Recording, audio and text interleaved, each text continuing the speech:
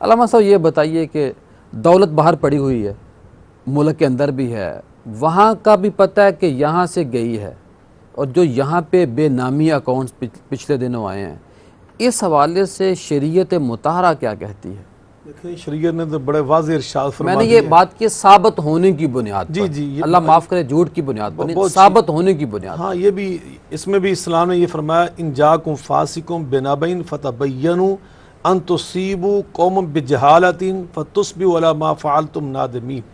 کسی کے خلاف کوئی فیصلہ صادر کرنے سے پہلے پورا تمہیں یقین ہونا چاہیے، دلائل ہونے چاہیے، پروف ہونے چاہیے، ثبوت ہونے چاہیے، اس کے بغیر نہیں۔ یقیناً کسی مسلمان کی عزت نفس کو مجروح کرنا اسلام ہرگز اس کی اجازت نہیں دیتا، لیکن جب دلائل ثابت ہو جائیں تو پھر اسلام کیا کہتا ہے؟ انما اہلک من کان قبلکم اذا سرق فیہم الشریف ترکوہ واذا سرق فیہم الضعیف اقاموا علیہ الحد۔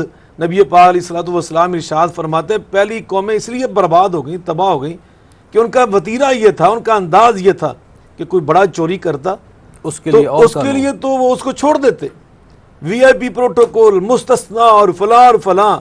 اور اگر کوئی بیچارہ مزدور، کوئی غریب، کوئی قسمت کا مارا اور کوئی اپنے حالات کا شکار وہ اس طرح کا جرم کر لیتا اپنے بچوں کا پیڑ بھرنے کے لیے، تو فوراً قانون حرکت میں آ جاتا۔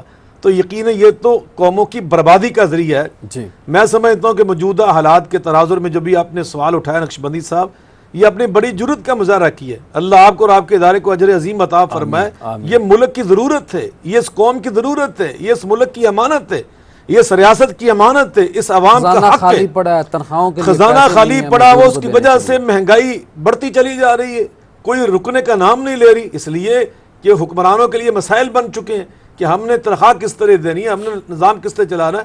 تو اس کے لیے ضروری ہے کہ جن لوگوں نے اس ملک کے بیت المال کو لوٹا ہے ان کو بغیر کسی استثناء کے، بغیر کسی تفریق کے، لیکن عدل و انصاف کے ساتھ، ہم پھر یہ بات کہتے ہیں عدل و انصاف کی بنیادوں پر فوکس نہ کیجیے، سب کے لیے برابر۔ جو بھی مجرم ہے، چاہے حکمران تھا، چاہے کوئی بیوروکریٹ تھا، چاہے کوئی بھی تھا، کوئی کسی شعبے سے تعلق رکھنے والا، سب کا محاسبہ ہونا چاہیے، سب کا احتساب ہونا چاہیے، اور جو مجرم ہے جس قدر ہے اس سے وہ پیسہ واپس لینا چاہیے۔ جج ہو، کوئی ریاستی ادارے کا ہو، کچھ بھی ہو، میں کہتا ہوں اس میں ملک کا بھی فائدہ ہے، اس میں پبلک کا بھی فائدہ ہے، اور خود اس مجرم کا بھی فائدہ ہے، اس لیے کہ وہ آج اس دنیا میں سرخرو ہو جائے گا، وگرنہ کل کہ آج اگر دنیا کے اندر بچ بھی جائے گا تو کل اللہ کم الحاکمین کی عدالت میں وہ کسی لحاظ سے بھی محفوظ نہیں رہے گا۔